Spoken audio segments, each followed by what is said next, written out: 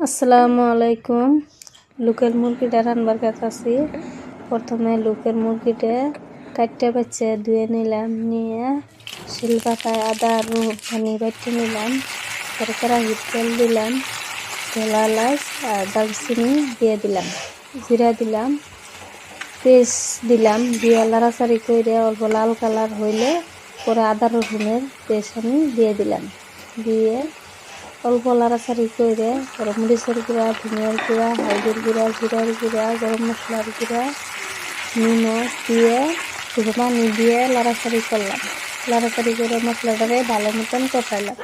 কষায় হাইরে পরে মাংসটা দিয়ে দিলাম, লোকে কয়েক কুয়া রসুনও দিয়ে দিলাম, দিয়ে লাড়াচাড়ি করলাম।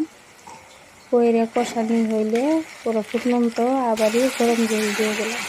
15 মিনিট জাল হইলে তারপরে মাখা মাখা টাইপ হইলে পরে বন্ধ করে দিলাম। দেখতে সুন্দর হয়েছে, খাইতে সুন্দর, ভালো লাগবে খাওয়া। এইভাবে লোকের মুরগি রানলে ভালো লাগে খাওয়া।